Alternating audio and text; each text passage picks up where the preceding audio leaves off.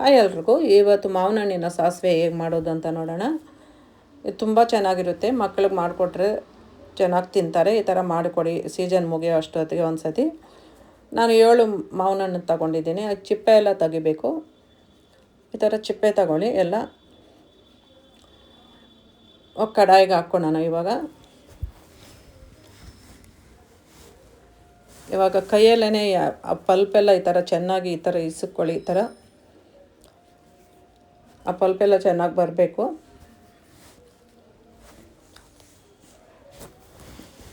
ಈಗ ಆ ಚಿಪ್ಪೆ ತೆಗ್ದಿದ್ವಲ್ಲ, ಆ ಚಿಪ್ಪೆಗೆ ಒಂದು ಸ್ವಲ್ಪ ನೀರು ಹಾಕ್ಕೊಂಡು ಎಲ್ಲ ಚೆನ್ನಾಗಿ ಈ ಥರ ಇಸುಕ್ಕೊಂಡು, ಆ ನೀರು ಕೂಡ ಇದಕ್ಕೇ ಹಾಕ್ಕೊಳ್ಳಿ. 2 ಸತಿ ಬೇಕಾದರೂ ನೀರು ಹಾಕ್ಕೊಂಡು ಈ ಥರ ಇಸುಕಿ ಹಾಕ್ಕೊಳ್ಳಿ.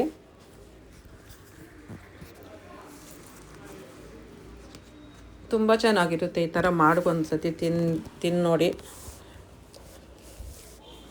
ಈಗ ಆ ನೀರು ಹಾಕ್ಕೊಂಡು, ಜಾಸ್ತಿ ನೀರು ಮಾಡ್ಕೊಬೇಡಿ. ಇವಾಗ ಅದಕ್ಕೆ ಹಸಿಮೆಣ್ಸಿನ್ಕಾಯಿ, ಕಾಯಿ ತುರಿ ಸ್ವಲ್ಪ ಹಾಕ್ಕೊಳ್ಳಿ,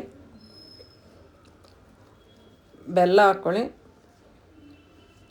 ಉಪ್ಪು, ಚಿಲ್ಲಿ ಫ್ಲೇಕ್ಸು ಹಾಕಿ ಚೆನ್ನಾಗಿ ಮಿಕ್ಸ್ ಮಾಡಿಕೊಂಡು ಸ್ಟವ್ ಮೇಲೆ ಇಟ್ಟು ಮಿಕ್ಸ್ ಮಾಡ್ಕೊಳ್ಳಿ. ಇವಾಗ ಒಗ್ಗರಣೆ ಮಾಡ್ಕೊಳ್ಳೋಣ. ಒಗ್ಗರಣೆ ಹಾಕ್ಬಿಟ್ಟು ಒಂದು ಸ್ವಲ್ಪ ಹೊತ್ತು ಕುದಿಸ್ಬೇಕು. ಚೆನ್ನಾಗಿ ಈ ಥರ ಕುದಿಸ್ಕೊಳ್ಳಿ ಸ್ಟವ್ ಮೇಲೆ ಇಟ್ಟು.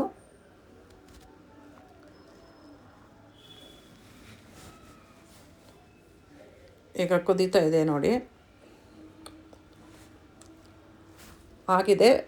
ಇವಾಗ ತುಂಬ ಚೆನ್ನಾಗಿರುತ್ತೆ. ಒಂದು ಸತಿ ಟ್ರೈ ಮಾಡಿ ನೋಡಿ. ಯಾರನ್ನ ಹೊಸಬ್ರು ನನ್ನ